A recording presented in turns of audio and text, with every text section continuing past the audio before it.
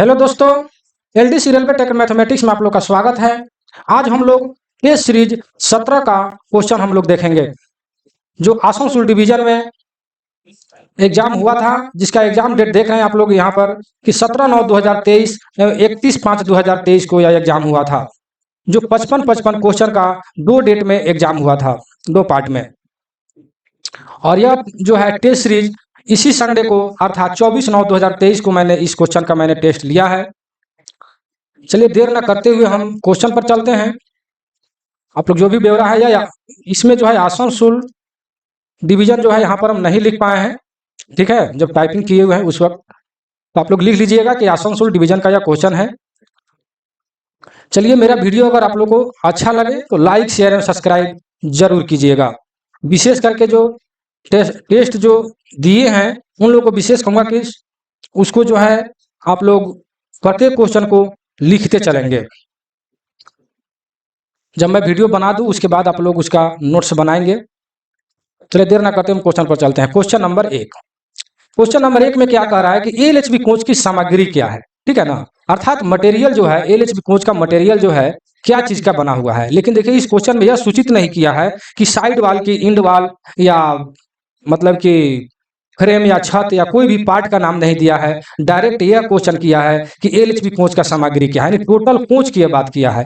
तो कोच जो है सारे के सारे स्टेनलेस स्टील का ही बना होता है, लेकिन वह अगर पार्ट में अगर बांट दे कि साइड वाल किसका बना होता है, इंड वाल किसका बना होता है, तो सब तो स्टेनलेस स्टील का ही बना होता है। लेकिन स्टेनलेस स्टील जो है कई प्रकार के होते हैं, इसलिए सबको अलग अलग मतलब कि स्टेनलेस स्टील से बनाए जाते हैं। जैसे हम आपको ये बता देते हैं, यहाँ पर शॉर्ट में मैं लिखता हूं, आप लोग फुल में लिख लीजिएगा, ठीक है। जैसे कि यहाँ पर लिखते हैं हम साइड वाल और इंड वाल।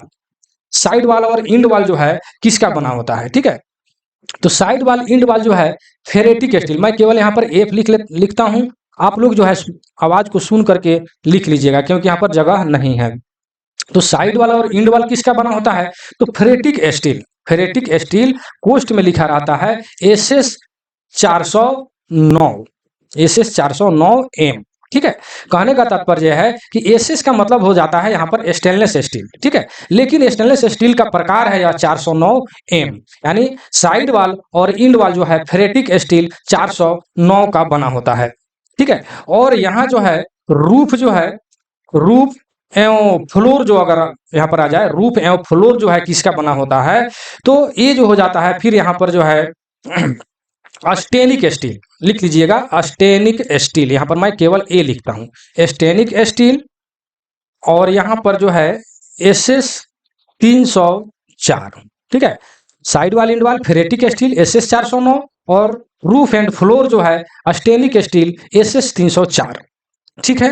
अब आ जाइए यहाँ पर, ये जो है रूफ एंड फ्लोर तो ऐसे इसमें एक और आता है, ठीक है। ये जो है टॉयलेट, यहाँ पर टी भी लिख देते हैं, ठीक है। Toilet roof floor, toilet roof floor, ये जो है स्टेनिक स्टील मतलब कि 304 का यह बना होता है, ठीक है। अब आ जाइए नीचे उसका, यहाँ पर अगर हम लिख देते हैं, शॉर्ट में लिखता हूं, लिख लीजिएगा 16 बार। ये इसका मतलब 16 बार, 16 बार। और क्रॉस मेंबर,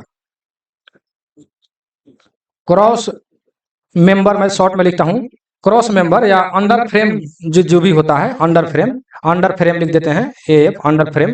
तो ये जो है बनता है IRSM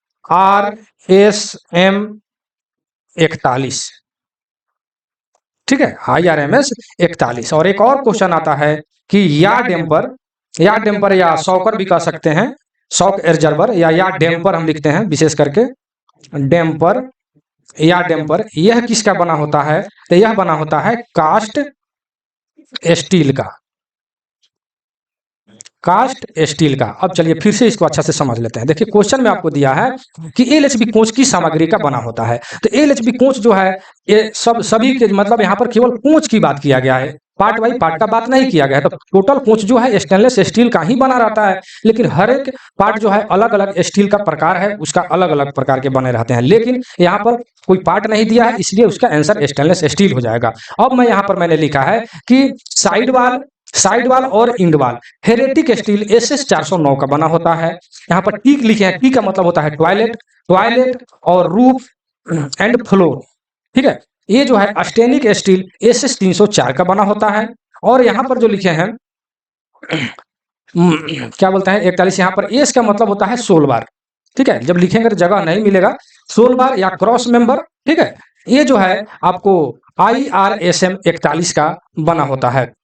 ठीक है, यहाँ पर ए जो लिखे हैं मतलब अंडर फ्रेम, शॉर्ट में ए अंडर फ्रेम, ये IRMS 41 का बना होता है। विशेष करके 16 बार पूछता है कि 16 बार किसका बना होता है, तो IRMS 41। अगर क्रॉस मेंबर भी पूछ दे तो IRMS 41। और क्रॉस मेंबर का जगह पर कहीं कार्टन स्टील भी लिखा रहता है, तो कार्टन स्टील भी स्टेनलेस स्टील का ही प्रकार है। ठीक है, अगर क्रॉस मेंबर भी अगर पूछ दे किसका बना होता है, अगर ऑप्शन में अगर रहे कार्टन स्टील तो कार्टन स्टील भी मारा जाएगा।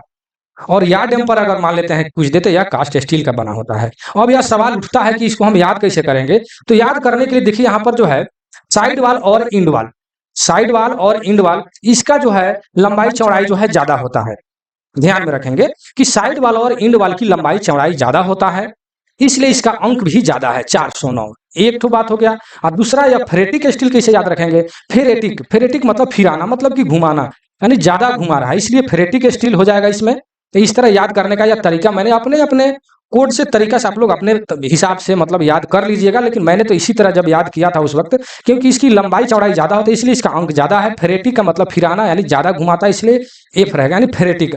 और टॉयलेट रूफ एंड फ्लोर जो है स्टेनिक स्टील, स्टेनिक स्टील 304, इसका अंक कम है। ठीक है, अब जो है 16 बार और क्या बोलते हैं क्रॉस मेंबर जो अंडर फ्रेम होते हैं उसको IRMS 41 या डैम्पर कास्ट स्टील। ठीक है, इस तरह आप लोग वीडियो को मतलब एक बार देखिए, फिर इसको कॉपी में लिखिए। कॉपी में लिखने के बाद में एक बार रात में सोने के बाद में इसको आंख मूंद करके एकदम रिवीजिंग मार लीजिए, कॉपी वॉपी बंद करके अपना लाइट ऑफ करके, ये कौन सा क्वेश्चन था क्या लिखा था, तो लॉन्ग मेमोरी में चला जाएगा। आप लोग इसको कॉपी में नोट कर लेंगे। विशेष करके जो भाई टेस्ट दिए हैं उन लोगों को हम विशेष कहूंगा कि इसको कॉपी में, जिससे मान लेते हैं आप लोग नोट्स कैसे बनाएंगे, चलिए इसको तो लिख लिए, अब हम इसको मिटाते हैं। जिससे मान लेते हैं नोट्स कैसे बनाएंगे, जो नए टेस्ट में जो शामिल हुए हैं उन लोग के लिए मैं विशेष कहूंगा कि जैसे कि जब नोट्स बनाएंगे तो यह क्वेश्चन 1 नंबर करके अपने कॉपी में लिखेंगे। ठीक है, कॉपी में लिखेंगे, मान लेते हैं कि 1 नंबर क्वेश्चन मैंने यहाँ पर लिख दिया, और यहाँ पर अपने कलम का नंबर जो है चेंज कर देंगे। ठीक है, नंबर क्या कर रहे हैं, रंग जो है चेंज कर देंगे। ठीक है, मान लेते हैं या ब्लैक कलर से या ब्लू कलर से लिखा है तो इसको लाल या ब्लैक से, मतलब कि कुछ कलर चेंज कर देंगे, और यहाँ पर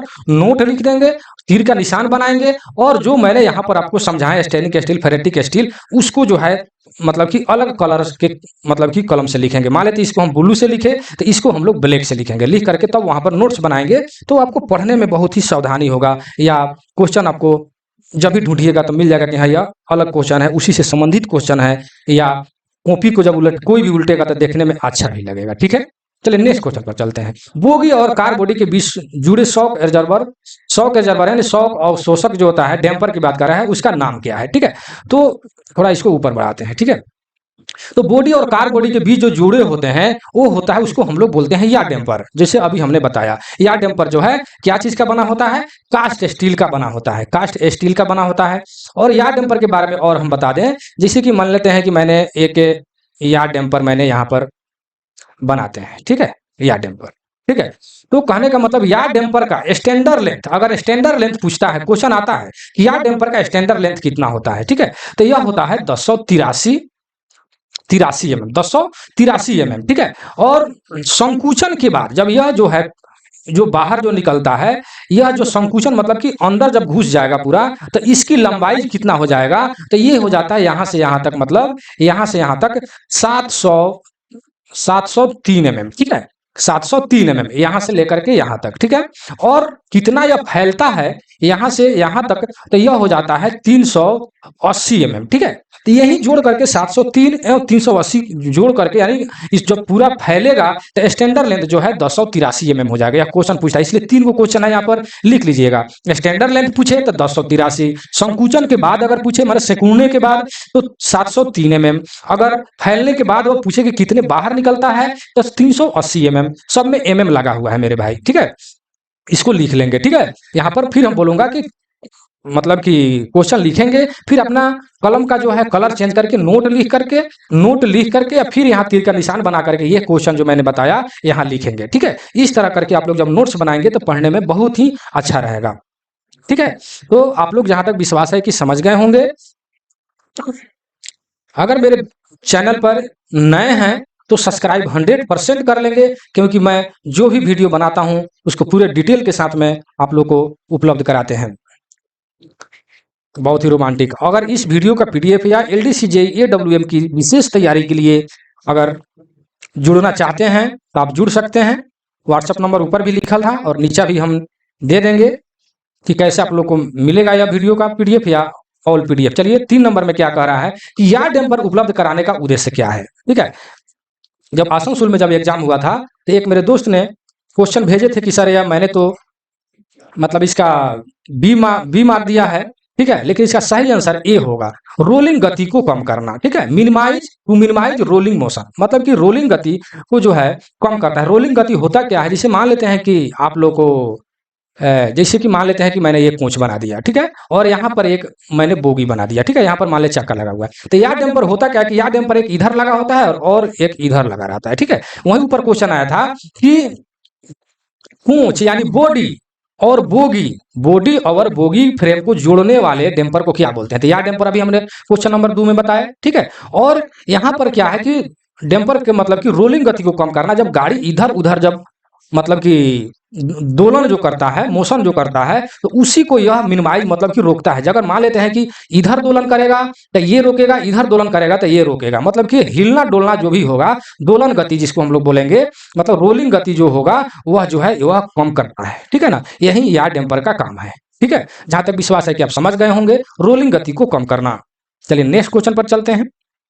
क्वेश्चन नंबर 4 में क्या कह रहा है कि बीएमबीसी कोचिंग स्टॉक में किस प्रकार के ब्रेक ब्लॉक का प्रयोग किया जाता है।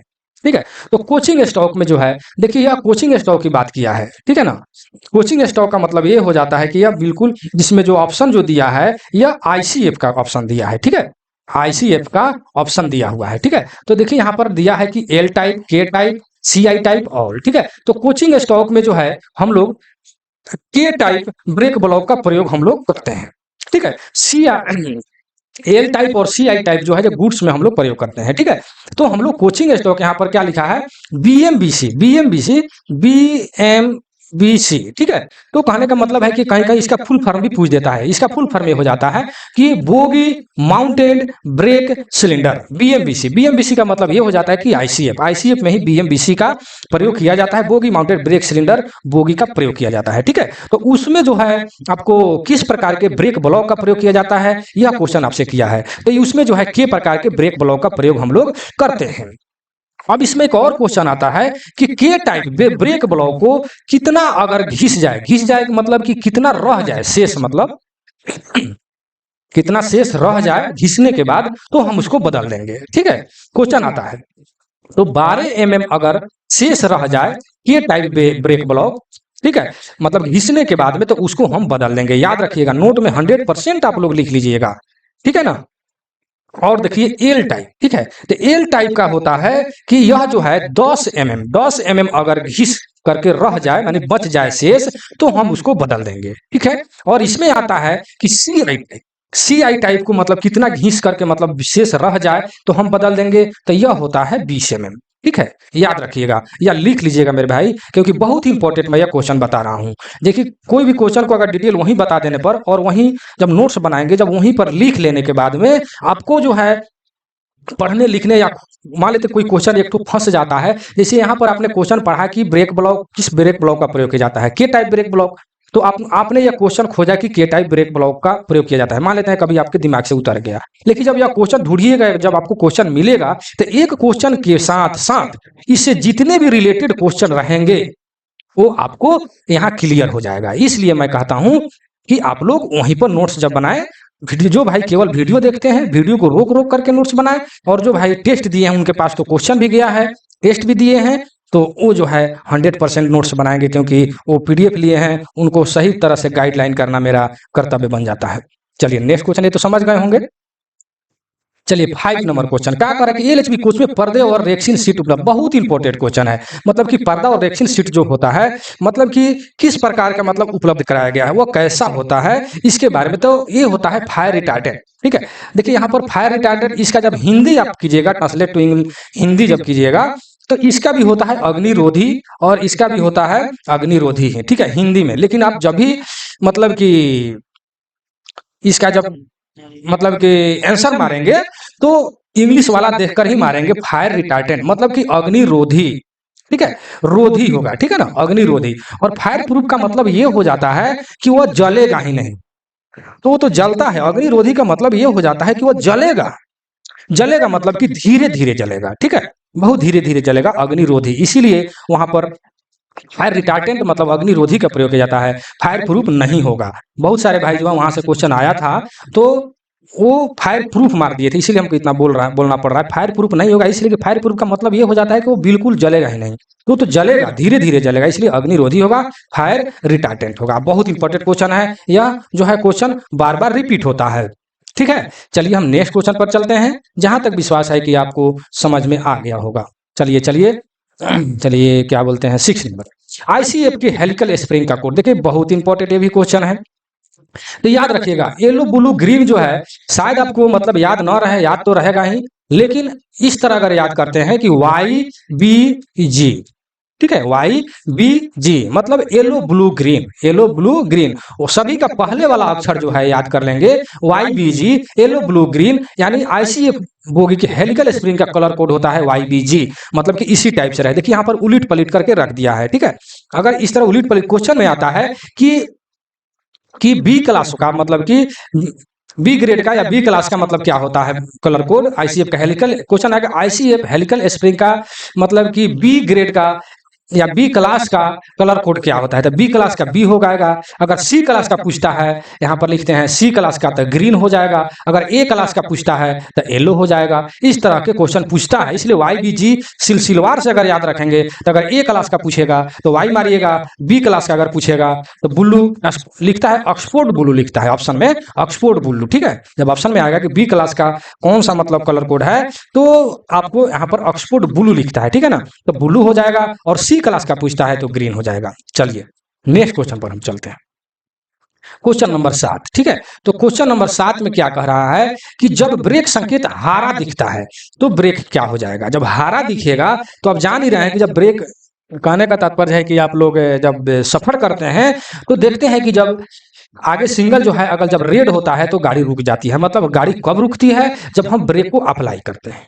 क्या, जब हम ब्रेक को अप्लाई करते हैं, ब्रेक को जब हम लगाते हैं तो जाकर के गाड़ी रुकती है। अर्थात जब रेड कलर हो जाएगा, रेड कलर, तो रेड कलर होगा तो अप्लाई होगा, ठीक है। और जब हरा दिखेगा तो आपको रिलीजिंग पोजीशन हो जाएगा, ठीक है। क्या हो जाएगा, रिलीजिंग पोजीशन, मतलब कि जब हारा जब होता है तब गाड़ी पर से उतर, जब स्टेशन पर आप लोग गाड़ी रुकता है वहां से उतरते हैं कुछ चना चबेना या कुछ खाने के लिए, जब देखते हैं कि सिंगल हारा हो गया तो आप लोग फट फट फट फट गाड़ी में फिर बैठ जाते हैं। अर्थात ब्रेक जो है रिलीज हो गया है, सिंगल जो है हरा दिख रहा है, अब गाड़ी चलेगा, अर्थात उस वक्त हम लोग गाड़ी में बैठ जाते हैं। अर्थात हरा जब दिखेगा तो रिलीज पोजीशन होगा, रेड जब दिखेगा तो अप्लाई मतलब गाड़ी रुकेगा, ठीक है। जहां तक विश्वास है कि समझ के होंगे। नेक्स्ट क्वेश्चन, क्वेश्चन नंबर 8, अगर मेरे चैनल पर नए हैं तो 100% आप मतलब सब्सक्राइब कर ही लीजिए, ठीक है।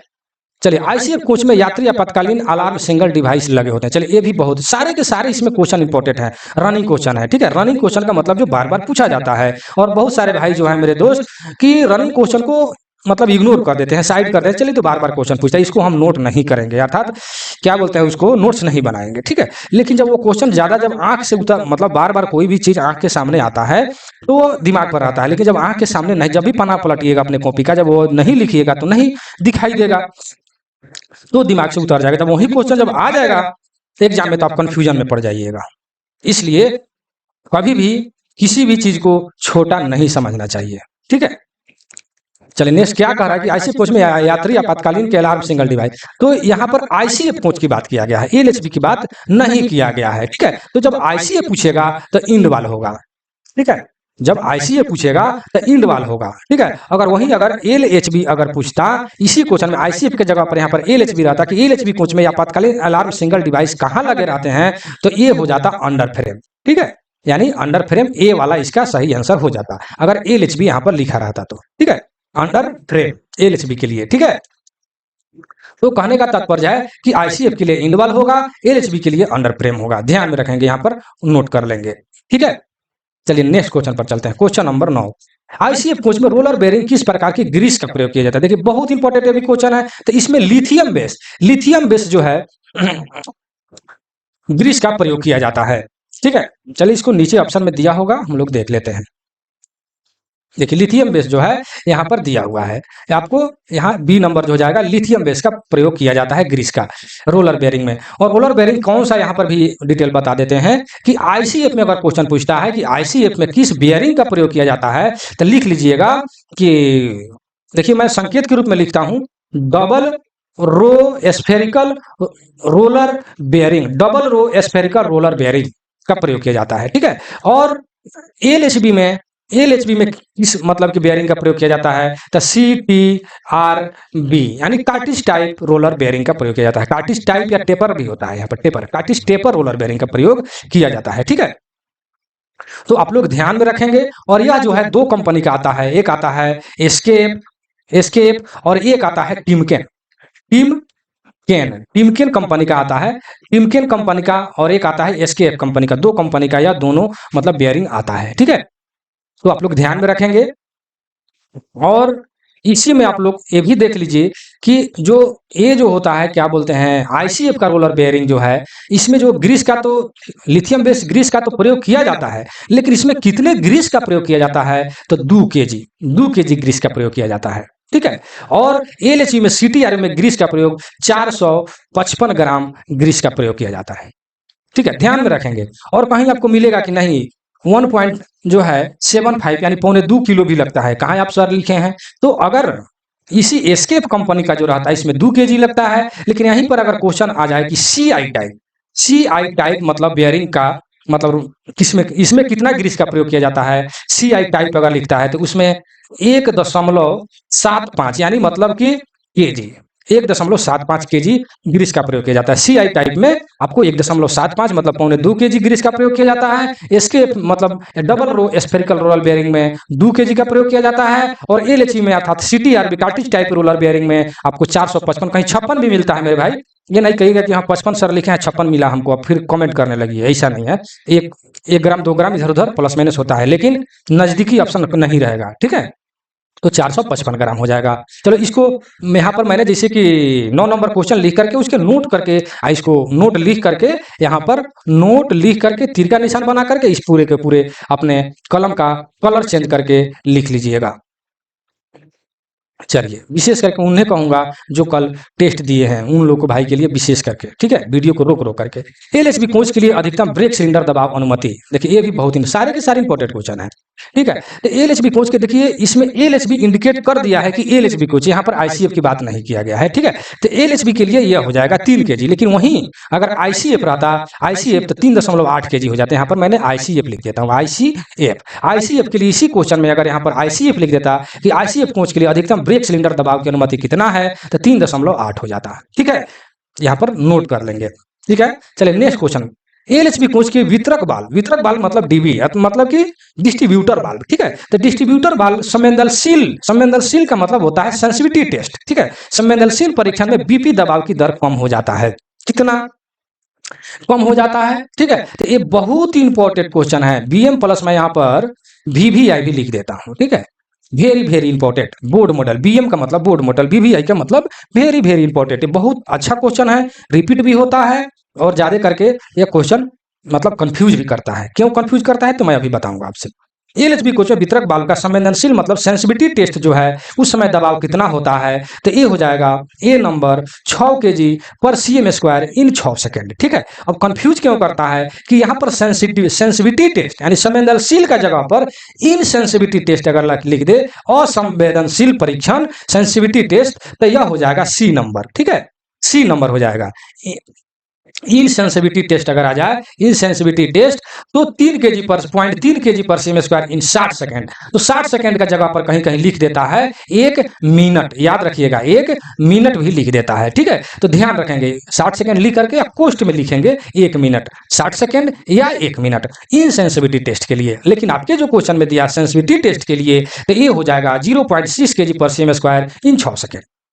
ठीक है, तो कहने का तात्पर्य बहुत इंपॉर्टेंट क्वेश्चन है, इसको कॉपी में 100% लिख लेंगे। जो भाई पीडीएफ लिए हैं वो जाकर के पीडीएफ में भी ढूंढ कर देखिएगा और कॉपी में तो नोट कीजिएगा ही कीजिएगा। जो वीडियो देखते हैं वीडियो को रोक करके नोट करेंगे, अगर नए हैं तो 100% आप सब्सक्राइब कर ही लीजिए। चलिए नेक्स्ट क्वेश्चन, यात्री ट्यूब में किस प्रकार के आइसोलेटिंग कॉक उपलब्ध कराए गए हैं?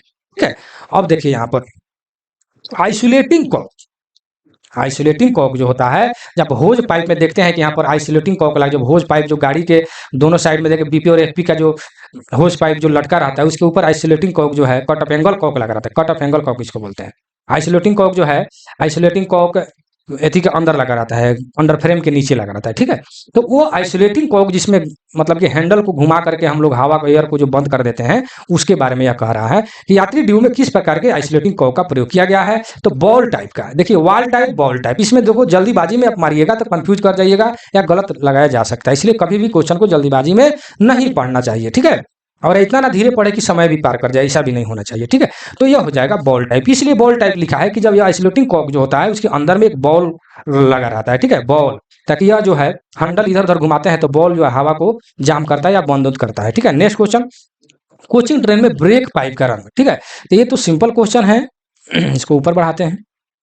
ब्रेक पाइप का रंग, ठीक है, कोचिंग ट्रेनों में ब्रेक पाइप मतलब कि बीपी, बीपी का रंग, बीपी का रंग जो है हरा होता है, कैसा होता है, हरा होता है, मतलब कि ग्रीन होता है, ठीक है, बीपी का रंग। और यहाँ पर क्वेश्चन भी आ जाता है एफपी, एफपी का रंग कितना होता है, तो ये क्या होता है, तो इसका हो जाएगा व्हाइट, मतलब कि सफेद लिखता है, सफेद, ठीक है, सफेद हो जाता है, ठीक है। यह जो है कॉपी में दोनों नोट कर लेंगे, इसका प्रेशर भी लिख लीजिए। यहाँ पर हम इसका प्रेशर जो है, देखिए बीपी एंड सीआर, सीआर का प्रेशर जो है मतलब 5 केजी होता है, ध्यान में रखिएगा, 5 केजी, देखिए जगह नहीं है, 5 केजी पर सीएम स्क्वायर, ठीक है। और एफपी और एआर, एआर एक्जुलरी रिजर्वायर, इसका प्रेशर जो है, इसका प्रेशर जो है 6 केजी पर सीएम स्क्वायर होता है, ठीक है, 6 केजी पर सीएम स्क्वायर, ध्यान में रखेंगे। पहले आपका क्वेश्चन किया था, रंग पूछा था, तो बीपी का रंग जो है आपका हरा होता है और एफपी का रंग सफेद होता है, और बीपी एंड सीआर मतलब कंट्रोल रिजर्वायर की क्षमता जो है, क्षमता क्या बोलते हैं इसको, प्रेशर, प्रेशर हवा का प्रेशर जो है 5 केजी होता है, और इसका एफपी और एआर मतलब एक्जुलरी रिजर्वायर का प्रेशर 6 केजी होता है। और क्षमता जो बोला गया है, तो क्षमता सीआर की क्षमता जो है 6 लीटर होता है, देखिए लिख लीजिएगा, क्षमता मैंने लिखा है, सीआर का क्षमता जो है 6 लीटर होता है।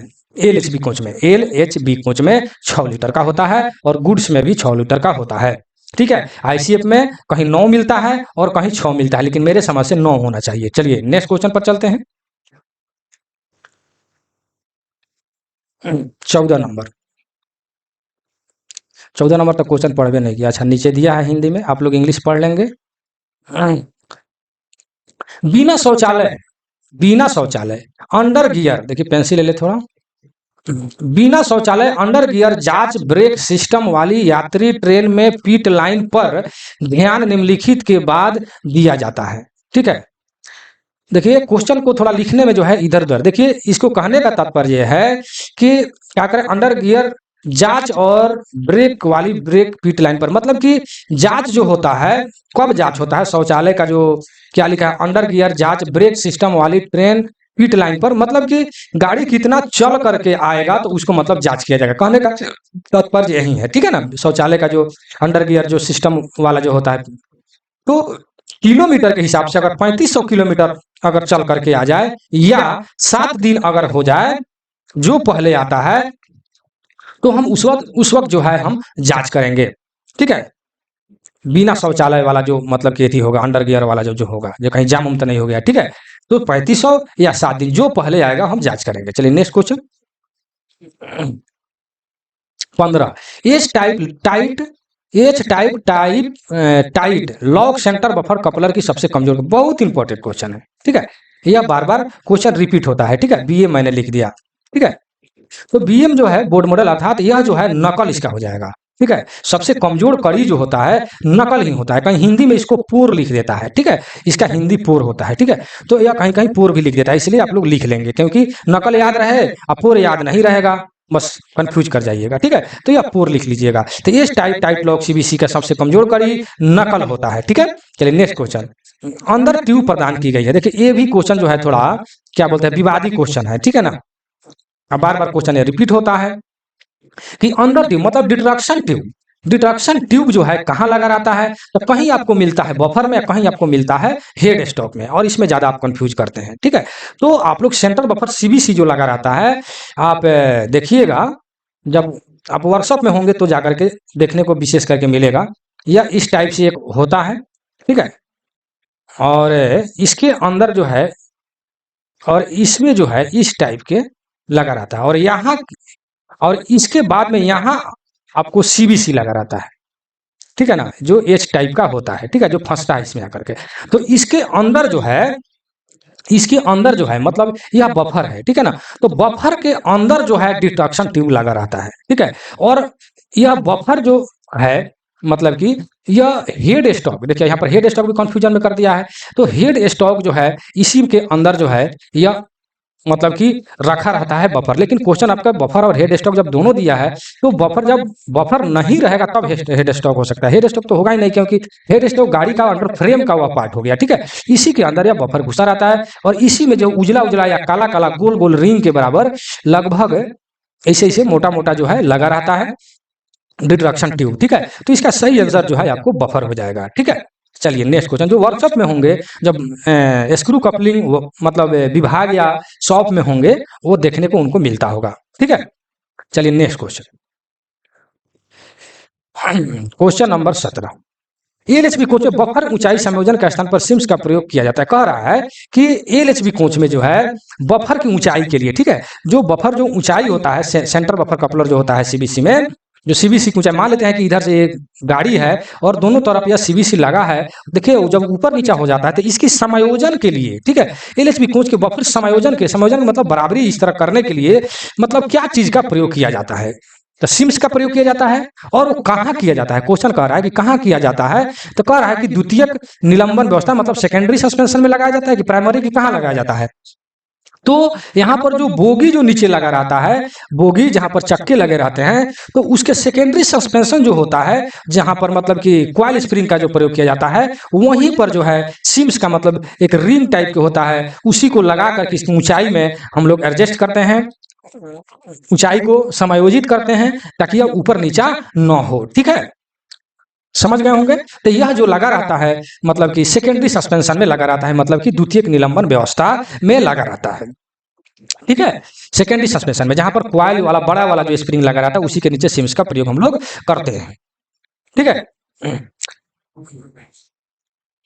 तो इसके बारे में जो है एक और बात बता दें कि सीबीसी का जो है ये पूछता है कि सीबीसी का हॉरिजॉन्टल और वर्टिकल गैदरिंग कितना होता है, जैसे ऊपर नीचा जो है कितना से ज्यादा, नहीं तो अगर वर्टिकल अगर पूछता है, ऊपर नीचा वर्टिकल अगर पूछता है तो 90 mm होता है, 90 mm से ज्यादा गैदरिंग नहीं होना चाहिए। और हॉरिजॉन्टल अगर पूछता है, हॉरिजॉन्टल मतलब कितना से ज्यादा गैदरिंग नहीं होना चाहिए, तो 110 mm मतलब होता है, ध्यान में रखेंगे। ठीक है, और इसकी ऊंचाई जो है आप लोग जानते हैं, ऊंचाई जो है इसका अधिकतम जो है 1105 होता है, और न्यूनतम जो है 1030 होता है। और इसका मतलब कि मतलब ऊंचाई में अंतर क्वेश्चन पूछता है कि ऊंचाई में अंतर कितना से अधिक नहीं होना चाहिए, तो जब इसको घटाइएगा तो 75 आएगा, अर्थात 75 mm से अधिक इसका मतलब कि इसको क्या बोलते हैं, सीबीसी में मतलब ऊंचाई में अंतर नहीं होना चाहिए 75 mm से, क्योंकि अधिकतम इतना हो गया, न्यूनतम इतना हो गया, घटाएंगे 75 आएगा। देखिए यहाँ पर कई क्वेश्चन क्लियर होता है, आप लोग ध्यान देंगे, इसको कॉपी में नोट कर लेंगे।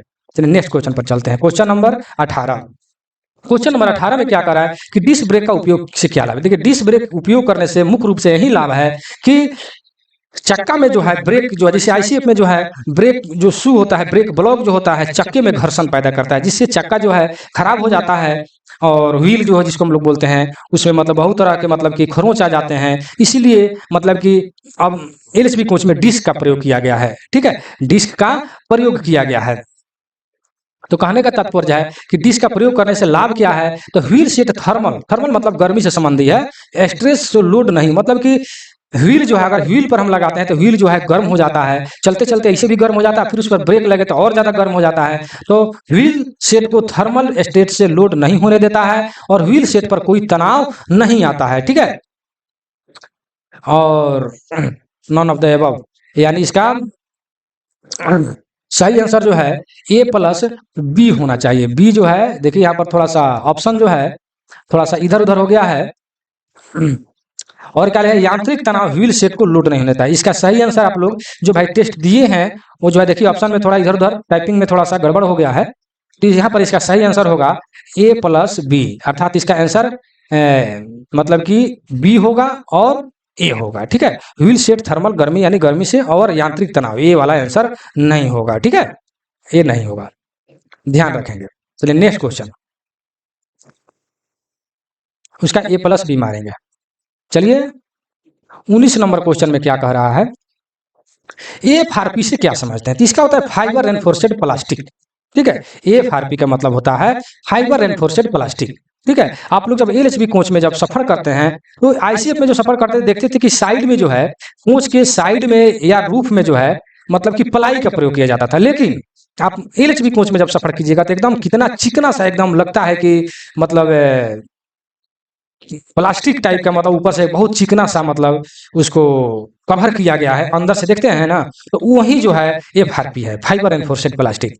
ठीक है ना, पहले आईसीएफ में आप देखते हैं कि प्लाई का प्रयोग किया जाता था, उसी की जगह पर एफआरपी का प्रयोग किया जाता है, फाइबर रेनफोर्स्ड प्लास्टिक, इसका फुल फॉर्म होता है। चलिए नेक्स्ट क्वेश्चन 20 नंबर में, यहां तक अगर वीडियो में बने हैं तो एक बार लाइक शेयर और सब्सक्राइब जरूर कर दीजिए। द्वितीयक रख रखाव के बाद एलएचबी कोच में न्यूनतम ब्रेक पावर प्रतिशत कितना, मतलब सेकेंडरी मेंटेनेंस जब हो जाए, सेकेंडरी मेंटेनेंस उस समय में मतलब क्या होता है, ब्रेक पावर कितना होना चाहिए, तो पूरा 100% होना चाहिए, यानी ब्रेक पूरी तरह लगना चाहिए। ठीक है, जब सेकेंडरी मेंटेनेंस हो जाता है। नेक्स्ट क्वेश्चन, संतुलित ड्राफ्ट गियर अनुदैर्ध्य झटके को कम करने में सक्षम है। चलिए थोड़ा इसको हम ऊपर बढ़ाते हैं। चलिए, तो संतुलित ड्राफ्ट गियर अनुदैर्ध्य झटके को कम करने में सक्षम है। कौन सा सक्षम है ड्राफ्ट गियर, और ये क्या है, यह स्टाफ। चलिए इसका आंसर जो है नीचे दिया हुआ है, यानी सी बोथ द एबव, यानी A+B दोनों, मतलब जो भी दिया है सब इसका आंसर हो जाएगा, यानी इसका दोनों आंसर हो जाएगा। संतुलित ड्राफ्ट गियर अनुदैर्ध्य झटके को कम करने में सक्षम है। ड्राफ्ट गियर एक्शन के कारण उत्पन्न सुस्ती कम करना, और एच हाउसिंग आगे और पीछे का इलास्टोमेरिक पैड ड्राफ्ट एंड और बफिंग क्रिया के दौरान अलग समूह में मतलब कार्य करता है। कौन करता है, ड्राफ्ट गियर अनुदैर्ध्य झटके को कम करने में सक्षम है। चलिए नेक्स्ट क्वेश्चन, इसको जो है आप लोग याद कर लेंगे। 22 नंबर में, आईसीएफ बोगी में एंकर लिंक कहाँ फिट होता है? देखिए ये सबसे इंपॉर्टेंट क्वेश्चन है। ठीक है, इस पर जो है हम बीएम लिख देते हैं। ठीक है, बीएम जहां भी लिखे समझिए कि बहुत इंपॉर्टेंट क्वेश्चन है, वह रिपीट होता है। तो बोर्ड मॉडल या क्वेश्चन है, अर्थात आईसीएफ बोगी में एंकर लिंक कहाँ लगा रहता है? तो बोगी बोलिस्टर और बोगी ट्रॉसम के बीच लगा रहता है। ठीक है, बोगी बोलिस्टर और बोगी ट्रॉसम के बीच यह जो है लगा रहता है। तथा इस क्वेश्चन इसमें एक और आता है कि एंकर लिंक की लंबाई कितना होता है, तो इसे याद रखेंगे या लिख लेंगे। इसकी लंबाई जो है, लेंथ जो है 451 mm होता है, 451 mm। ठीक है, याद रखेंगे, बहुत इंपॉर्टेंट क्वेश्चन है, बोलिस्टर और बोगी ट्रासम को यह जोड़ता है। ठीक है, चलिए नेक्स्ट क्वेश्चन पर हम चलते हैं। क्वेश्चन नंबर, देखिए वीडियो लंबा होता जा रहा है, बहुत डिटेल में बताने के यही मतलब कि यह है कि बहुत ज्यादा वीडियो लंबा हो जाता है। फिएट बोगी में पसर और कठोरता किसके द्वारा प्राप्त की जाती है? ठीक है, किसके द्वारा प्राप्त की जाती है? तो फ्लेक्सिक क्वाइल स्प्रिंग के द्वारा फिएट बोगी में पसर्व मतलब कि लेटरल जो है कठोरता जो है प्राप्त किया जाता है। Next question, H type CBC की एंटी क्लाइंबिंग विशेषता किसके आकार के कारण होता है? ठीक है, किसके आकार के कारण होता है? तो यह जो है नकल के आकार के कारण होता है। ठीक है, एंटी क्लाइंबिंग, देखिए यहाँ पर सबसे ज्यादा इंपॉर्टेंट यह क्वेश्चन हो जाता है। क्वेश्चन इसमें तो खैर नकल होता है तो होगा ही, लेकिन एक और इससे क्वेश्चन आता है कि एंटी क्लाइंबिंग का मतलब क्या होता है, एंटी क्लाइंबिंग का अर्थ क्या होता है। एक क्वेश्चन बहुत ज्यादा क्वेश्चन पूछा जाता है कि इस टाइप सीबीसी में एंटी क्लाइंबिंग का मतलब क्या होता है, उसका अर्थ क्या होता है। तो एंटी क्लाइंबिंग का मतलब यह होता है कि एक कोच, क्वेश्चन ऑप्शन में आपको रहेगा कि एक कोच जो है दूसरे कोच पर नहीं चढ़ता है। ठीक है, दूसरे कोच पर नहीं चढ़ता है। एंटी क्लाइंबिंग का मतलब यही होता है कि एक कोच दूसरे कोच पर नहीं चढ़ता है। ठीक है, चलिए नेक्स्ट क्वेश्चन, क्वेश्चन नंबर 25 में क्या करें, बीएलसी वैगन के कंडेमिंग व्हील व्यास, देखिए यहाँ पर कंडेमिंग व्हील पूछा है तो इसका सही आंसर ए हो जाएगा, यानी 780 mm। नेक्स्ट क्वेश्चन, निम्नलिखित में से कौन सा घटक कैसनो बोगी के हिस्सा नहीं है? ठीक है। तो ए नंबर में जो दिया है कंट्रोल आर्म जो दिया हुआ है ए नंबर में, यह कैसनो बोगी का हिस्सा नहीं है, क्योंकि कंट्रोल आर्म जो है यह एल एच बी का हिस्सा है। ये जो है एल एच बी का हिस्सा है, ठीक है। जिससे हम लोग यहाँ पर कंट्रोल आर्म से क्वेश्चन आता है कि एल एच बी कोच में एक्सल को गाइड किसके द्वारा होता है। क्वेश्चन आता है कि एल एच बी कोच में एक्सल गाइड किसके द्वारा होता है, तो वह कंट्रोल आर्म के द्वारा होता है, ठीक है। और यही क्वेश्चन अगर आईसीएफ में आ जाए कि आईसीएफ कोच में जो है किसके द्वारा मतलब एक्सल या चक्का जो है गाइड होता है, तो उसका आंसर भी एक्सल गाइड ही रहता है, ऑप्शन में एक्सल गाइड के द्वारा होता है। इसलिए कैसनो बोगी का यह पार्ट नहीं है, बाकी सब जो दिया है वह मतलब कि कैसनो का पार्ट है। चलिए नेक्स्ट क्वेश्चन, क्वेश्चन नंबर 27 में क्या कह रहा है कि रेलवे में आमतौर पर टेस्ट वैगन को संदर्भित किया जाता है, ठीक है, संदर्भित किया जाता है। तो इसका जो है सही आंसर जो है ए नंबर हो जाएगा, ठीक है। EIMWB के अंशांकन के लिए वैगनों का सेट, ठीक है। चलिए नेक्स्ट क्वेश्चन पर चलते हैं। क्वेश्चन नंबर 28, एक कैसन बोगी में कितने स्नबर स्प्रिंग का प्रयोग किया जाता है, ठीक है। सब रटने वाला क्वेश्चन है, कितना किया जाता है 1 2 3 जितने अंक में है उसको रट जाइए, चाहे जैसे भी रटिए रट जाइए, ठीक है। तो इसका आंसर 4 हो जाएगा, मतलब सी हो जाएगा। कैसन बोगी में कितने स्नबर स्प्रिंग लगे रहते हैं, तो 4, जो सी नंबर में दिया हुआ है। चलिए 29 नंबर में किस रेक की बीपीसी की वैधता सबसे अधिक मतलब होता है, ठीक है। ये सबसे इंपॉर्टेंट क्वेश्चन हो जाता है, ये ज्यादा क्वेश्चन रिपीट होता है। तो सीसी रेक का जो है बीपीसी की वैधता, बीपीसी का फुल फॉर्म होता है brake power certificate, brake power certificate की वैधता मतलब कि सबसे अधिक होता है, ठीक है। चलिए नेक्स्ट क्वेश्चन पर चलेंगे। क्वेश्चन नंबर 30, क्वेश्चन नंबर 30 में क्या कर रहा है कि 50 वॉक्सन वैगन के भार में 6 नग ब्रेक सिलेंडर का प्रभावी होना ब्रेक पावर प्रतिशत अधिक होगा। चलिए यहाँ इसका इंग्लिश भी आप लोग देख लीजिए, ताकि आप जो भाई इंग्लिश मीडियम वाले हैं वह इंग्लिश भी पढ़ करके समझ जाएं। तो इसका जो है सही आंसर जो है आपका सी नंबर हो जाएगा, अर्थात 88% इसका सही आंसर हो जाएगा, 88%। नेक्स्ट क्वेश्चन, वैगनों में एक्सल कैप स्क्रू को सुरक्षित करने के लिए त्रिकोणीय लॉकिंग प्लेट को मतलब बदलना आवश्यक होता है। जो मतलब क्या होता है एक्सल कैप, एक्सल कैप जब एक्सल जो यहाँ पर लगा रहता है, यहाँ पर एक कैप लगाकर यहाँ पर कसा जाता है, ठीक है।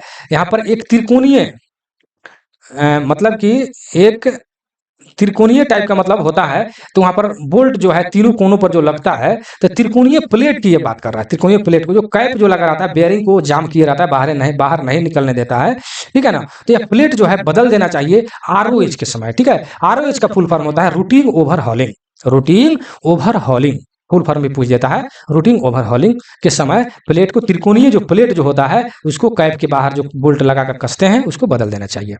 चलिए नेक्स्ट क्वेश्चन पर चलते हैं। क्वेश्चन नंबर 32, क्वेश्चन नंबर 32 में क्या करें, पहियों एवं धुरों का अल्ट्रासोनिक परीक्षण किस पद्धति पर आधारित है। बहुत इंपॉर्टेंट क्वेश्चन है, ठीक है।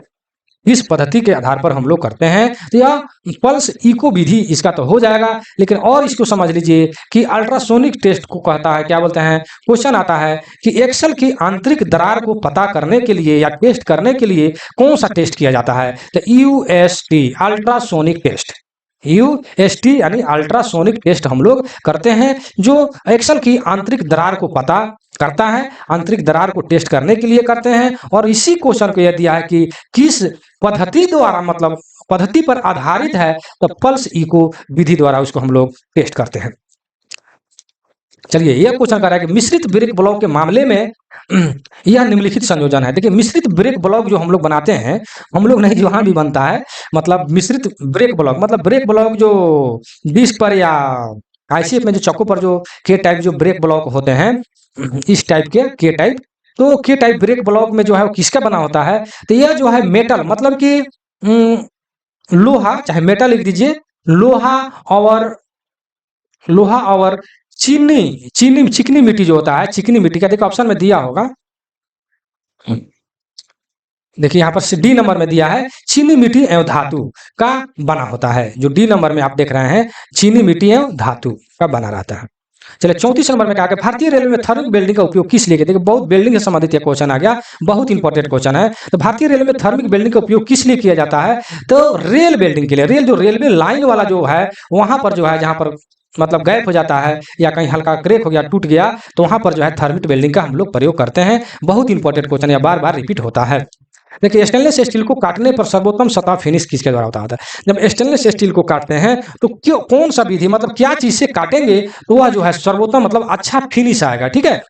तो विशेष करके जो गैस कटर वाले जो मेरे दोस्त लोग हैं वो तो जानते ही होंगे। तो विशेष करके जो लोग मार देते हैं क्या, प्लाज्मा कटिंग मार देते हैं, ठीक है।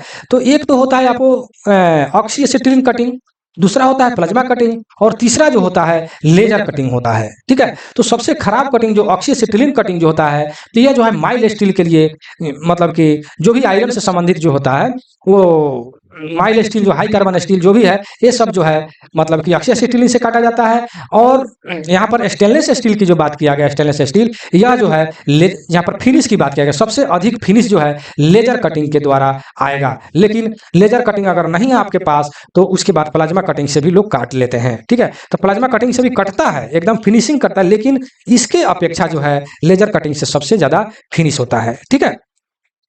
लेकिन ज्यादातर के वर्कशॉप में देखिएगा तो प्लाज्मा कटिंग का लोग प्रयोग करता है, ठीक है, क्योंकि लेजर कटिंग जो है हर जगह उपलब्ध नहीं होता है। लेकिन फिनिश की बात किया गया है तो लेजर कटिंग सबसे ज्यादा एक होगा, 1 नंबर में या 2 नंबर में सबसे फिनिशिंग में आता है, या तीसरा नंबर हो गया, ठीक है ना। चलिए फिनिशिंग के मामले में नेक्स्ट क्वेश्चन 36 नंबर, एक ठोस सॉफ्ट ट्रांसमिट की तुलना में समान क्रॉस सेक्शन क्षेत्र का एक हलो सॉफ्ट, मतलब यह कह रहा है कि तुलना में कौन सा, मतलब कि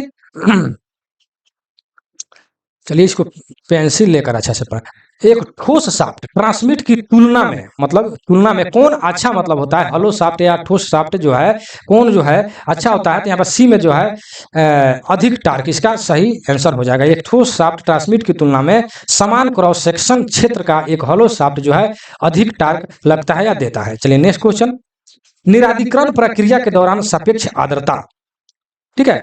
चलिए इसको थोड़ा सा ऊपर बढ़ाते हैं। कहा है निरादिकरण प्रक्रिया के दौरान सापेक्ष आर्द्रता जो है कम हो जाता है, ठीक है। क्या हो जाता है, निरादिकरण प्रक्रिया जब हम लोग करेंगे उसके दौरान सापेक्ष आर्द्रता जो है कम हो जाता है। निरादिकरण प्रक्रिया के दौरान आर्द्रता जो है कम हो जाता है।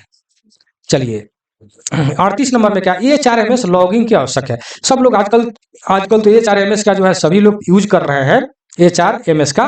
तो उसमें क्या क्या आवश्यक है, तो उसमें सारा कुछ आवश्यक है लॉगिन करने के लिए। उसमें HRMS ID OTP सब चीज की आवश्यकता होता है। लेकिन ये तो सब लोग जानते हैं, लेकिन ये नहीं जानते हैं कि AHRMS का फुल फॉर्म क्या होता है, जो सबसे अधिक पूछा जाता है लॉगिन करते समय। तो सभी लोग जानते हैं क्या क्या चीज की आवश्यकता है, लेकिन AHRMS का फुल फॉर्म हो जाता है ह्यूमन, हाँ शॉर्ट में लिखूंगा मैं, ह्यूमन रिसर्च, देखिए थोड़ा सा गड़बड़ हो जा रहा है, लिख लीजिए human research management system, human research management system, इसको फुल फॉर्म इसका होता है, लिख लीजिए क्योंकि क्वेश्चन जो है पूछता है ह्यूमन रिसर्च मैनेजमेंट सिस्टम। तो देखिए इसमें HRMS ID की जरूरत है, पासवर्ड की जरूरत है, OTP सबका जरूरी, इसका आंसर डी हो जाएगा, ऑल ऑफ द एबव। चलिए साइंस का एक क्वेश्चन दे दिया यहाँ पर, ये तो असोशक्ति का जो है आप लोग तो क्या बोलते हैं, स्कूल के समय से ही पढ़ते आ रहे हैं कि एक असोशक्ति जो है 746 वाट के बराबर होता है। ये तो बहुत ही मतलब कि रनिंग क्वेश्चन क्या बोलते हैं, आप लोग के बचपन का टाइम वाला क्वेश्चन है, इंपॉर्टेंट भी है। चलिए 746 वाट होता है एक असोशक्ति बराबर। 40 में क्या लिखा है कि स्टॉक वस्तु खरीदने पर आने वाले व्यय किस प्राथमिक इकाई के अंतर्गत, देखिए बहुत ही इंपॉर्टेंट क्वेश्चन है, ठीक है। स्टॉक वस्तु खरीदने पर आने वाला व्यय किस प्राथमिक इकाई के अंतर्गत आता है, किस प्राथमिक इकाई के अंतर्गत आता है, ठीक है। तो यह हो जाएगा सी नंबर, 27 नंबर मतलब इकाई जो है आता है, 27 नंबर इकाई के अंतर्गत आता है, ठीक है। ध्यान में रखेंगे, इसको याद रखेंगे। नेक्स्ट क्वेश्चन पर चलते हैं। क्वेश्चन नंबर 41, बफिंग गियर का उद्देश्य क्या है, बफिंग गियर का उद्देश्य क्या है, तो इसका जो है थोड़ा देख लीजिए। ए नंबर में झटके को बिना घर्षण बल संचालित करने के लिए, एक कोच में टेलीस्कोपिक सुविधा प्रदान करने के लिए, अनुदैर्ध्य क्रॉसिंग भार के लिए काफी प्रतिरोध प्रदान करता है, ठीक है।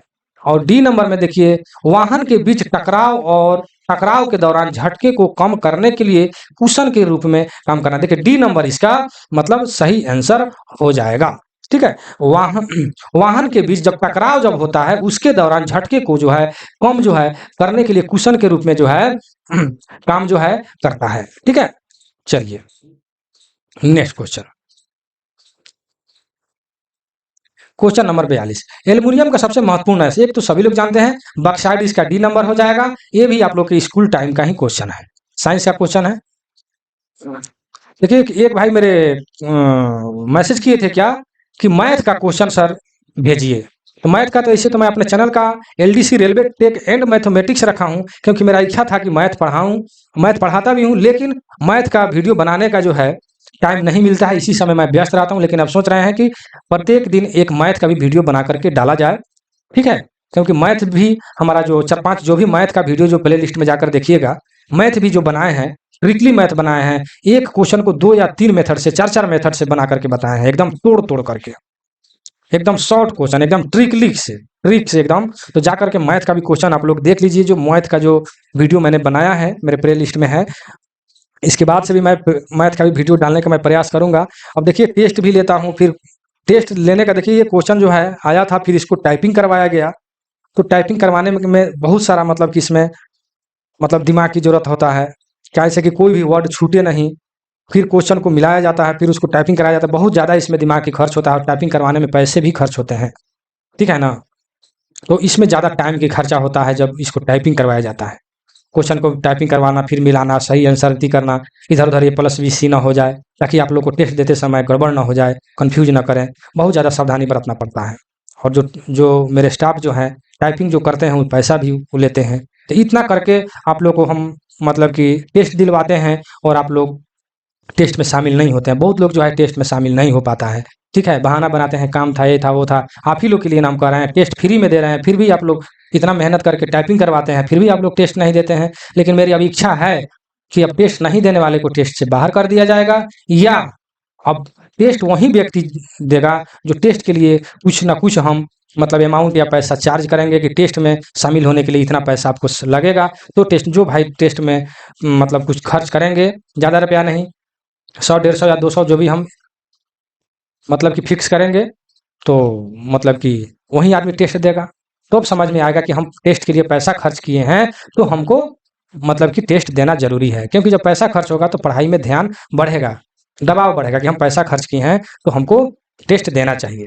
ठीक है, इतना मेहनत करने के बाद भी आप लोग टेस्ट में शामिल नहीं होते हैं। चलिए नेक्स्ट क्वेश्चन 43 नंबर क्या कह रहा है, कैरिज और वैगन की मरम्मत और रख रखाव पर आने वाले व्यय को के तहत, यहाँ पर डैश जो है किसके तहत रखा जाता है। जैसे क्वेश्चन जब टाइपिंग हुआ था, कैरिज और वैगन की मरम्मत के रख रखाव पर आने वाले व्यय को के तहत आता है। यहाँ पर जो है यहाँ पर डैश है, ठीक है ना, डॉट डॉट डैश के तहत आता है, किस तहत लिया जाता है, या आता है किसके तहत मतलब होता है, तो यह बी होगा, यानी डिमांड नंबर 6, डिमांड नंबर यहाँ 6 के तहत लिया जाता है। ठीक है, चलिए नेक्स्ट क्वेश्चन, ये रटने वाला क्वेश्चन है, याद रखेंगे 6 के तहत।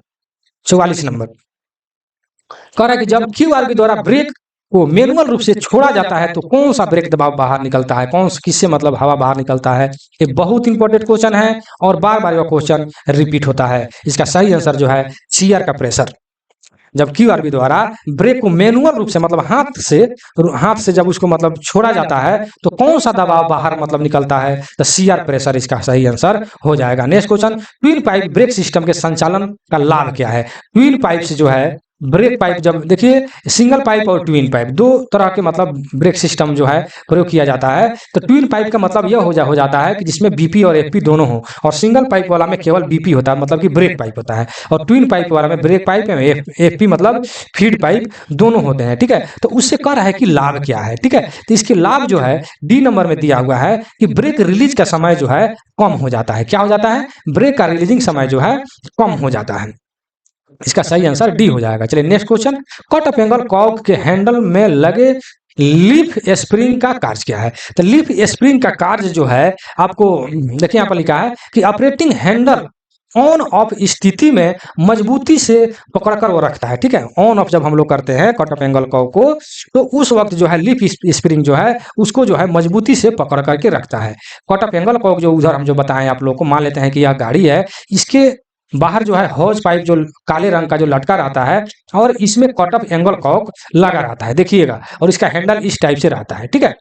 तो कहने का तात्पर्य है, इसे सबसे इंपॉर्टेंट एक क्वेश्चन आता है कि खुली स्थिति में, जब हवा खुला है इसमें, खुली स्थिति में कट ऑफ एंगल कर्व का हैंडल कैसा होना चाहिए, बहुत इंपॉर्टेंट क्वेश्चन पूछता है। तो यह पाइप के समानांतर होता है। और जब इसको जब क्या बोलते हैं, कट ऑफ एंगल को कट कर दिया जाता है, मतलब कि बंद कर दिया जाता है, उस स्थिति में हैंडल क्या होगा, तो वर्टिकल होगा या परपेंडिकुलर होगा, ठीक है। लंबवत, इस हिंदी में क्या होगा, लंबवत होगा, ठीक है, लंबवत होगा, ठीक है। यह क्वेश्चन याद रखिएगा, एक बीपी का होता है और एक एपी का होता है। इसको जो है बीपी का ग्रीन रंग से रंगा रहता है और एपी को व्हाइट कलर से रंगा रहता है। चलिए, जहां तक विश्वास है कि समझ गए होंगे, नेक्स्ट क्वेश्चन पर चलते हैं। क्वेश्चन नंबर 47 में क्या कर, देखिए राजभाषा क्वेश्चन आ गया। राजभाषा हिंदी का मान्यता प्राप्त लिपि क्या है, तो ये तो सभी लोग जानते हैं कि देवनागरी, इसका ए नंबर जो है सही आंसर हो जाएगा, देवनागरी लिपि, ठीक है। राजभाषा नियम कब पारित किया गया, तो राजभाषा नियम जो है 1976 में। देखिए यहाँ पर कंफ्यूज नहीं कीजिएगा, नियम है, अधिनियम नहीं है। नियम और अधिनियम में अंतर है, ठीक है, क्वेश्चन अलग अलग आता है, नियम और अधिनियम, ठीक है। तो नियम अगर आ जाए तो 1976 मारिएगा, और अधिनियम आ जाए तो 10 मई 1963 मारिएगा, जब अधिनियम आ जाए, ठीक है। जब अधिनियम आ जाए तो 10 मई 1963 या 63 मारिएगा, 1963। अगर नियम आ जाता है तो 1976, ठीक है। चलिए नेक्स्ट क्वेश्चन, क्वेश्चन नंबर 50। संविधान की 8वीं सूची में कितनी भाषाओं शामिल है, ये तो सभी लोग जानते हैं कि 22 भाषा शामिल है, एकदम चुटपुटिया क्वेश्चन है। अब चलिए 50 नंबर में, राजभाषा संसदीय समिति का अध्यक्ष कौन होता है। देखिए ये जो है बहुत इंपॉर्टेंट है, और जाकर के यह क्वेश्चन ज्यादा लोग कंफ्यूज करता है। जब संसदीय समिति अगर पूछता है तो होम मिनिस्टर हो जाएगा, और जब केंद्रीय अगर पूछ दे केंद्रीय समिति के अध्यक्ष कौन होता है, तो यहाँ पर पीएम हो जाएगा, मतलब कि प्राइम मिनिस्टर, मतलब कि प्रधानमंत्री हो जाएंगे, ठीक है। जब केंद्रीय पूछे, केंद्रीय समिति के अध्यक्ष तो पीएम हो जाएंगे, और संसदीय पूछे तो होम मिनिस्टर, मतलब कि गृह मंत्री हो जाएंगे, ठीक है। गृह मंत्री हो जाएंगे, गृह मंत्री नहीं लिखिएगा, गृह मंत्री, ठीक है। चलिए नेक्स्ट क्वेश्चन, 51 नंबर में क्या, देखिए 50 तक मैं वीडियो बनाता हूं, लेकिन यह क्वेश्चन जो है आसनसोल डिवीजन में 55 क्वेश्चन का 2 डेट में एग्जाम लिया गया था, तो 55 क्वेश्चन मैं क्लियर कर देता हूं, फिर 55 क्वेश्चन अगले पार्ट में मैं बनाऊंगा, ठीक है। तो 51 नंबर में क्या करा कि मेमोरेंडम को हिंदी में क्या कहते हैं, मेमोरेंडम जो है, मेमोरेंडम का हिंदी क्या होता है, ठीक है। तो इसका हिंदी जो है ज्ञापन होता है, क्या होता है, ज्ञापन होता है। और इसमें एक और क्वेश्चन बड़ी आता है, कौन सा क्वेश्चन है, निविदा जो है, टेंडर तो सभी लोग जानते हैं कि फलना को यह टेंडर मिला, इसको यह टेंडर मिला, लेकिन उस आदमी से अगर पूछ दे कि टेंडर का हिंदी क्या होता है, टेंडर का, तो इसका हिंदी जो है आपको निविदा होता है। क्वेश्चन आता है कि टेंडर का हिंदी क्या होता है, तो निविदा होता है, ध्यान रखिएगा, निविदा। और मोमेरेंडम का जो है आपको ज्ञापन हो जाएगा। चलिए नेक्स्ट क्वेश्चन 52 नंबर में, यदि कोई व्यापारी अपने, देखिए अब आगे आपको मैथ का क्वेश्चन आ गया, तो इसको तो बनाना ही पड़ेगा। चलिए मैथ तो मेरा फेवरेट विषय है। तो कह रहा है कोई व्यापारी अपने माल के विक्रय मूल्य पर 20% छूट देता है, विक्रय मूल्य जिस पर ऊपर जो मूल्य जो क्या बोलते हैं लिखा हुआ था कि इस पर इतना रूम, क्या बोलते हैं उसको, जब आप कोई भी वस्तु खरीदते हैं तो उस पर RS लिखा रहता है, RS इतना में मतलब क्या बिकेगा, ठीक है। तो कोई व्यापारी अपने माल के विक्रय मूल्य उस पर अंकित किया गया है, उस पर 20% छूट देकर के बेच रहा है, फिर खरीद लागत मूल्य पर बेचता है, तो लाभ अर्जित प्रतिशत क्या है। देखिए वह जो है 20% की छूट देता है, ठीक है ना, मतलब कि जितना जो लिखा हुआ है SP, मतलब SP का मतलब सेल प्राइस, यहाँ पर मैं SP केवल लिखता हूँ, ठीक है, यहाँ पर मैं SP केवल लिखता हूँ, SP का मतलब सेल प्राइस, SP, ठीक है, सेल प्राइस। तो सेल प्राइस जो है इस पर लिखा हुआ है 100 रुपया, और 20% की छूट देता है, मतलब कि CP का मतलब हुआ कॉस्ट प्राइस, मतलब कि क्रय मूल्य, ये यहाँ पर जो है 80 हो जाएगा, ठीक है। यानी क्रय मूल्य जो है आपका 80 हो गया, सेल प्राइस जो है मतलब कि 100 हो गया। तो आप जान ही रहे हैं कि इस पर जो है लाभ जो है मतलब आपको प्रॉफिट कितना हो जाता है, इस यहाँ पर प्रॉफिट जो है आपको 20% हो जाता है। ठीक है, कितना हो जाता है 20%, 20% या 20 लिख सकते हैं। तो यहाँ पर 20% नहीं, प्रतिशत नहीं होगा, केवल 20 होगा। इसको 20 रुपया लाभ हो रहा है, तो यह प्रतिशत लाभ में, प्रतिशत में पूछ रहा है, तो प्रतिशत लाभ बराबर, प्रतिशत मतलब प्रॉफिट बराबर होता है लाभ गुने समय, यानी लाभ कितना है 20, लाभ गुने 100 बटा क्रय मूल्य। तो क्रय मूल्य कितना है, सीपी कितना है 80 है। ठीक है, तो 20 चौका 80 और इसको 4 से कटा दीजिए 25, यानी 25 चौका 100 हो जाएगा। इसका सही आंसर जो है आपको 25 आ जाएगा, यानी एसपी हो जाएगा 100, सीपी हो गया मतलब क्रय मूल्य 80, और प्रॉफिट यहाँ पर आपको आ जाता है 20, और प्रतिशत लाभ बराबर 20 गुने 100 बटा क्रय मूल्य, आपसे आपको 25 आ गया। चलिए नेक्स्ट क्वेश्चन पर चलते हैं। जहां तक विश्वास है कि आप समझ गए होंगे। 53 नंबर, शक्ति मापने की इकाई क्या है? तो शक्ति तो आप लोग जान ही रहे हैं कि वाट होता है, तो बहुत पुराना क्वेश्चन है। चलिए अब यहाँ पर एक और मैथ का क्वेश्चन आ गया, इसको थोड़ा सा हम ऊपर बढ़ा लेते हैं। कह रहे यदि पिता की आयु पुत्र की आयु से दुगुना है, पिता की आयु पुत्र की आयु से दुगुना है, तो पुत्र की आयु से दुगुना है तो हम मान लेते हैं सोन का आयु मान लीजिए x है, और फादर का आयु दुगुना है तो इसको हम 2x मान लेते हैं। ठीक है, और पिता और पुत्र की आयु का योग जो है 75 वर्ष है, मतलब कि x प्लस 2x बराबर 75। ठीक है, 75, तो ये हो जाता है 3x बराबर 75, या 3 से कट गया यानी 25 आ गया, यानी x का मान जो है, x का मान जो है 25 आ जाता है। ठीक है, यानी 25 वर्ष, यानी पुत्र की आयु जो है 25 वर्ष आ गया। तो यहाँ पर पूछ रहा है पिता की आयु का हो गया, तो f बराबर कितना है 2x है, तो 2 गुने 25 अर्थात 50 इसका सही आंसर हो जाएगा। समझ गए होंगे जहां तक विश्वास है। अर्थात सोन मतलब कि पुत्र का आयु x, पिता की आयु 2x मतलब दुगुना है, दोनों का आयु का जो 75 है, तो x प्लस 2x बराबर 75 हो गया, ये जोड़ने पर 3x हो गया, 25 तिया 75 मतलब कि 25 आ गया, x का मान आपको 25 निकल गया, 25 यानी पुत्र का मान मतलब आयु निकल गया, और पिता की आयु दुगुना है, 25 गुने 2 यानी 50 हो गया। जहां तक विश्वास है कि समझ गए होंगे। नेक्स्ट क्वेश्चन पर चलते हैं, नेक्स्ट एंड लास्ट। चलिए, सेवानिवृत्ति के समय अधिकतम दिया जाने वाला नकदीकरण एलएपी छुट्टी। तो कहने का तात्पर्य है कि सेवानिवृत्ति के समय अधिकतम दिया जाने वाला छुट्टी जो है 300 का ही नकदीकरण किया जाता है। ठीक है, आप चाहे कितना हूं अपना छुट्टी जमा कर लीजिए, लेकिन आपको जो है 300 दिन का ही पैसा मिलता है, अर्थात 300 दिन का ही नकदीकरण किया जाता है। ठीक है, चलिए मैं अपने वीडियो को यहीं समाप्त करूंगा। 55 नंबर एक पार्ट हो गया, जो एक डेट में जो एग्जाम हुआ था 55 क्वेश्चन का, फिर बाद में अगले 55 क्वेश्चन का मैं अगले पार्ट में मैं बनाऊंगा। अब मैं आपको ये बता दूं कि इस वीडियो का पीडीएफ या किसी भी वीडियो का पीडीएफ या LDC JEE WMAME या हेल्पर से टेक्नीशियन में आने के लिए जो टेक्निकल क्वेश्चन पूछा जाता है, उसके लिए आप यहाँ से LDC JEE WM की बेहतर से बेहतर तैयारी करने के लिए आप यहाँ से पीडीएफ प्राप्त कर सकते हैं। ठीक है, और पीडीएफ प्राप्त करने के लिए मेरे व्हाट्सएप नंबर पर कांटेक्ट करना होगा, जो ऊपर भी मैंने लिखा है और यहाँ भी हम लिख देते हैं 96 93 57 14 26। इस पर आप लोग कांटेक्ट करके आप लोग पीडीएफ प्राप्त कर सकते हैं। आप लोग को पूरी पीडीएफ जो है दिया जाएगा एकदम, मतलब कि ऑल पीडीएफ, जो कहीं से आपको अदर पीडीएफ की आवश्यकता नहीं होगा। ICF का all PDF, LHB, DEMU MEMU, wagon, pass PTO, incentive, computer, drawing और ITI से संबंधित जितने भी क्वेश्चन होते हैं, जिसने ट्रेड वाला क्वेश्चन जो पूछा जाता है, विशेष करके वेल्डर से क्वेश्चन पूछा जाता है, वेल्डर, मशीनिस्ट, टर्नर, फिटर, इससे क्वेश्चन पूछा जाता है, सारे के सारे यहाँ से पीडीएफ प्राप्त कर सकते हैं और अच्छे से अच्छे तैयारी कर सकते हैं।